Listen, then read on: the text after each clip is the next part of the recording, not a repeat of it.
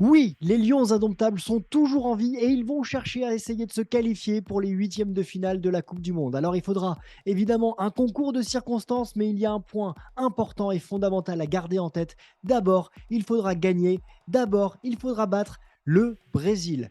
Le challenge est important, le challenge est grand, mais rien n'est impossible dans le football. Alors, bienvenue sur CM Football, bienvenue pour une nouvelle vidéo, bienvenue pour un nouvel avant-match entre le Cameroun et le Brésil, le match qui va clôturer le premier tour avant de basculer dans la phase des huitièmes de finale. Alors, dans cette vidéo, on va revenir sur l'enjeu principal de ce match, l'enjeu côté camerounais, l'enjeu côté également brésilien, parce qu'ils vont chercher à souffler, à faire tourner en espérant le retour de Neymar. On va regarder quels sont les 11 probables. On va voir aussi quelles sont les clés de la rencontre, sur quoi le Cameroun doit capitaliser pour espérer créer l'exploit. Et puis, en fin de vidéo, je vous partagerai mon pronostic. On va commencer par l'enjeu. L'enjeu est très simple côté camerounais. On l'a dit, il faut absolument gagner, remporter cette victoire et de l'autre côté, espérer que la Suisse ne fasse pas match nul ou que la Suisse ne l'emporte pas, sans quoi le Cameroun serait éliminé. Il va donc falloir parier sur une victoire de la Serbie et une victoire de la Serbie par moins de différence que la victoire potentielle du Cameroun. Je m'explique. Si le Cameroun bat le Brésil 1-0 et que la Serbie bat la Suisse 1-0, eh bien le Cameroun sera deuxième et sera qualifié pour les huitièmes de finale. Si par exemple le Cameroun l'emporte 1-0, si la Serbie l'emporte 3-0, eh bien ce sera la Serbie qui sera qualifiée, elle, en huitièmes de finale par rapport à la différence de but qui est l'élément principal pour se qualifier. Alors, le challenge est grand, l'exploit est immense s'il était réalisé par les hommes de Rigobert Song et de Samuel Eto'o, mais tant qu'il y a de la vie, il y a de l'espoir, donc j'imagine que le peuple camerounais espère et croit en cette victoire. N'hésitez pas d'ailleurs à me le dire en commentaire. Du côté du Brésil, eh bien évidemment, c'est une équipe qui est déjà qualifiée, qui n'a pas encaissé de but, qui a réalisé deux performances plutôt différentes. Une face à la Serbie qui a été plutôt enjouée avec Neymar et puis ses deux buts, c'est le but magnifique de Richarlison, et puis une prestation beaucoup plus empruntée face à la Suisse, à une prestation empruntée avec une victoire seulement 1-0, un but de Casemiro en fin de rencontre, une équipe du Brésil qu'on a eu du mal à identifier par rapport à son jeu, un système de jeu aussi qui avait évolué, un système qui était passé du 4-2-3-1 face à la Serbie à un 4-3-3 face à la Suisse, et on avait vu cette équipe de la Nati qui avait vraiment gêné, empêché le Brésil de déployer son jeu, mais qui n'a pas réussi à obtenir un minimum le match nul. Alors, le Brésil va affronter le Cameroun qui a mal débuté face à la Suisse, mal débuté par une défaite, mais dans le jeu, on avait espoir côté camerounais de pouvoir faire jeu égal avec la Suisse, notamment en première mi-temps, où cette équipe du Cameroun a manqué d'efficacité, a manqué justement de marquer ce but qui aurait pu créer l'espoir. Concernant le match face à la Serbie, eh ben on a eu une équipe du Cameroun qui est revenue après avoir mené 1-0. Elle s'est complètement délitée avec Franck Zambo-Anguissa qui a été l'auteur de deux erreurs juste avant la mi-temps. Et puis, on a eu ensuite ce formidable but de Mitrovic avant que Vincent Aboubakar ne revienne et égalise avec d'abord ce 3-2 et cette louche magnifique qui est pour moi le plus beau but de cette Coupe du Monde, et ensuite cette passe décisive pour Eric Maxime Choupo-Moting. On avait l'espoir derrière de voir le Cameroun repasser devant, mais malheureusement pour tout un peuple, ce match s'est terminé sur le score de 3 buts partout. Alors, ce début de compétition a aussi été marqué par l'éviction d'Onana, le gardien de cette équipe camerounaise, après une friction avec son sélectionneur, Rigobert Song, soi-disant parce qu'il aurait pris trop de risques lors du match face à la Suisse. Je vous avoue avoir été très surpris par rapport à cette remarque. Je suis supporter de l'Olympique de Marseille. J'ai vu la saison dernière et cette saison notre gardien Paolo Lopez jouer fréquemment balle au pied et jouer fréquemment même dans l'axe de sa défense et fréquemment même au milieu de terrain. Il prenait énormément de risques et je trouve qu'Onana est un gardien qui est très à l'aise balle au pied. Visiblement, il y a eu d'autres choses, je pense, qui ont fait que Onana a quitté le groupe et finalement, il ne sera pas là pour cette grande rencontre que, évidemment, tout supporter de football a envie de regarder. Alors, on va passer au 11 du côté du Cameroun d'abord, et ça sera bien évidemment Epassi dans les buts. J'ai choisi une défense à 4 avec Tolo, Faye, Castelletto et Nkoulou, un milieu à 2 avec Ongla et Zambo Anguissa, et j'ai choisi de positionner Karl Toko Ekambi et Koundé sur les côtés pour accompagner Eric Maxime Choupo-Moting et Vincent Aboubakar. C'est clairement la composition que j'aimerais voir dans cette rencontre face au Brésil. Le Cameroun n'a pas d'autre choix que de l'emporter. Il va falloir jouer tout pour l'attaque. Et quand le Cameroun est passé à 2 devant face à la Serbie, on a vu que ce Cameroun, avec Vincent Aboubakar, qui n'a certes pas les jambes pour tenir 90 minutes, a été dangereux. En témoignent les 2 buts. Et puis son aisance technique devant le but a parlé pour lui.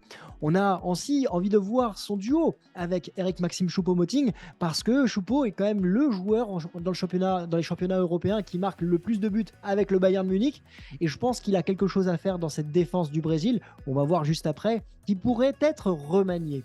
J'ai choisi de mettre Mbeumo sur le banc parce que j'ai trouvé que son apport était moindre par rapport aux attentes que j'avais sur lui, et j'ai aimé la performance de Koundé, en espérant évidemment aussi que Franck Zambo Anguissa sera à son niveau avec le Napoli dans cette rencontre. Niveau défensif, pas de changement, mais clairement, il faudra de la hargne, de la combativité et de la détermination pour aller chercher cette victoire et espérer se qualifier. Côté Brésil, je pense que Tite va faire tourner son effectif. On devrait quand même retrouver Alisson dans les buts, une défense avec Alex Telles et Militao sur les côtés, Bremer qui remplacerait Thiago Silva et Marquinhos dans l'axe, Fabinho, Guimaraes et Lucas Paqueta, Martinelli sur le côté gauche, Rodrigo sur le côté droit et Richarlison devant.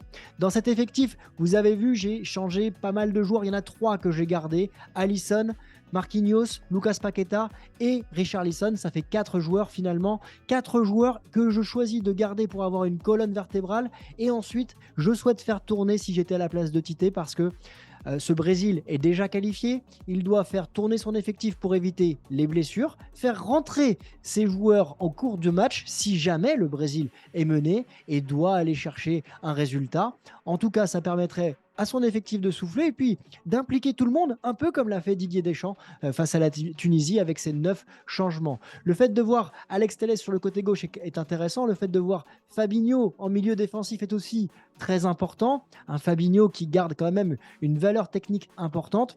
Et puis devant, Martinelli a bien prouvé avec Arsenal. Rodrigo est toujours très intéressant lorsqu'il rentre en jeu. Il mériterait une titularisation. Ça reste un effectif de grande qualité et on a un Brésil qui a de belles individualités dans un système de jeu qui resterait le 4-3-3 en attendant bien évidemment le retour de Neymar. Alors, j'aimerais savoir ce que vous pensez de ces 2 tactiques. N'hésitez pas à me dire en commentaire qui vous voyez jouer dans cette rencontre. Je me ferai un plaisir bien évidemment d'échanger avec vous. Alors on va passer aux clés de cette rencontre, et pour identifier les clés, il faut déjà savoir comment les 2 équipes vont-elles jouer lors des 2 premières rencontres. Et quoi d'autre qu'une opposition en statistique avec les attaques du Cameroun face à la défense du Brésil. Et regardez, c'est très intéressant. On a ce Cameroun qui a marqué 3 buts dans la surface de réparation, et un Cameroun qui a eu énormément de situations pour cadrer ses frappes.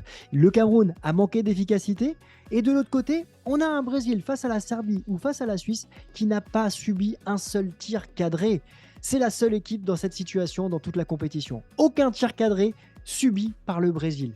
Ça veut dire que soit ses adversaires ont été faibles au niveau de la précision, soit ses défenseurs ont été excellents justement pour éviter que les attaquants puissent cadrer. Quoi qu'il en soit, je m'attends à voir le Cameroun cadrer des frappes parce que ces attaquants sont de qualité, que ce soit Mbeumo s'il vient à être titulaire, que ce soit Karl Toko Ekambi ou Choupo-Moting ou bien évidemment Vincent Aboubakar. En tout cas, ce Cameroun a déjà marqué 3 buts, que ce soit sur coup de pied arrêté ou dans le jeu. Il va falloir être présent dans cette rencontre. Si on regarde de l'autre côté la défense du Cameroun par rapport à l'attaque du Brésil, on voit que le Cameroun a déjà encaissé de nombreux buts, 4, et a subi pas mal de situations dans sa surface de réparation, là où le Brésil, de son côté, a marqué 3 buts et a une vraie densité physique dans la surface de réparation, mais on le voit, n'hésite pas à tirer de loin. Et de ce côté, le Cameroun a également subi de nombreuses situations de loin. On pourrait avoir naturellement un match avec de nombreux buts. Alors, il y a un élément que j'ai noté quand j'ai analysé justement cette équipe brésilienne, c'est que le Brésil avait subi des situations en phase de contre-attaque, notamment par rapport à la Suisse et moins par rapport à la Serbie. Mais quand c'était en phase de contre-attaque par rapport à la Suisse, eh bien, il a fallu de l'explosivité au milieu de terrain justement pour lancer les attaquants. Et cette équipe du Cameroun, mine de rien, elle dispose de ce type de joueurs avec Ongla ou Zambo Anguissa qui peuvent gratter des ballons et lancer ensuite les flèches Zambo Anguissa ou Choupo-Moting devant. Et là, on pourrait avoir des situations qui se décantent du côté camerounais et ça pourrait être évidemment une des solutions et une des clés pour le Cameroun pour pouvoir remporter cette rencontre. L'autre point que j'ai noté, c'est évidemment la densité physique de cette équipe camerounaise sur les coups de pied arrêtés, là où les Brésiliens sont historiquement moins bons, même si ils ont de très bons joueurs de tête en défense.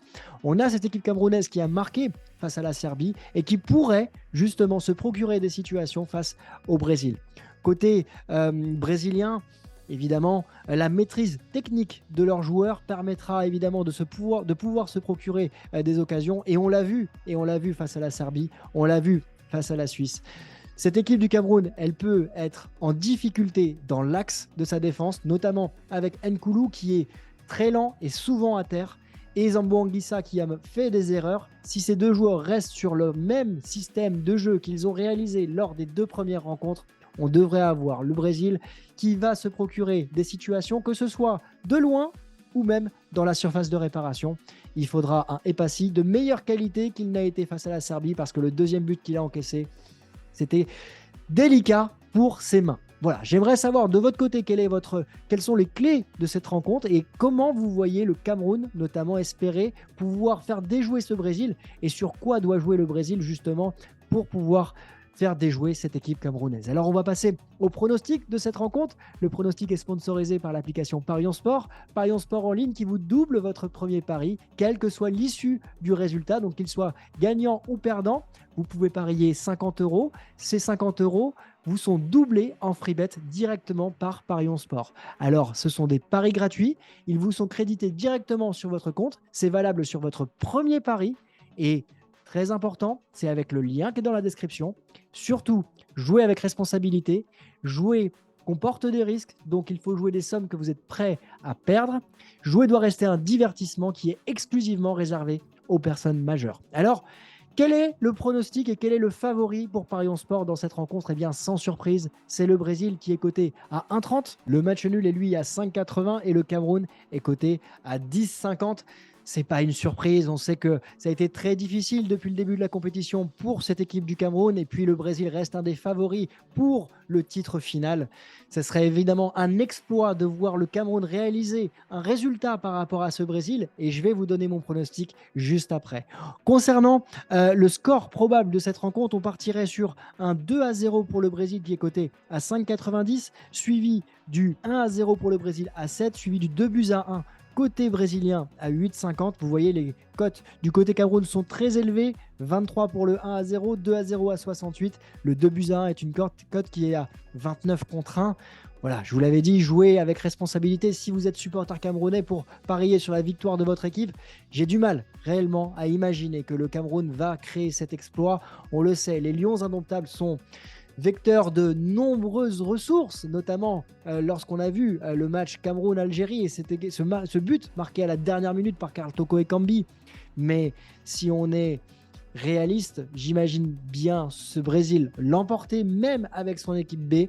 Et je vois le Brésil l'emporter 2-1. Je vois le Brésil quand même encaisser un but dans cette rencontre. C'est pour ça que le pari que je pourrais jouer sur cette rencontre serait un pari les deux équipes marquent. Un pari qui est coté à 1,98, qui reste abordable, même si, comme je vous l'ai toujours dit, il faut jouer avec responsabilité. J'aimerais savoir quel est votre pronostic pour cette rencontre. Si vous êtes supporter camerounais, est-ce que vous imaginez votre sélection pouvoir aller se qualifier? Sérieusement, évidemment, je vous pose la question. Est-ce que vous pensez voir le Brésil mettre un gros score à ce Cameroun. N'hésitez pas à me dire tout ça en commentaire. Vous le savez, depuis le début de la Coupe du Monde, j'ai une couverture très spécifique pour tous les pays francophones, en espérant bien évidemment que les pays africains soient au huitième de finale. Alors on va suivre bien évidemment le Sénégal, on va suivre bien évidemment le Maroc. On attend de voir le résultat de la Tunisie parce que cette vidéo est tournée juste avant le match France-Tunisie. Et puis on va croiser les doigts également pour le Ghana qui joue sa qualification également cette semaine pour les huitièmes de finale. Dites-moi en commentaire quel est votre pronostic. N'hésitez pas à vous abonner, liker, partager parce qu'on est en route vers les 100 000 abonnés. Et ça, c'est une excellente nouvelle. Merci à vous pour votre soutien. Très belle journée, très bel avant-match et à très vite. Ciao.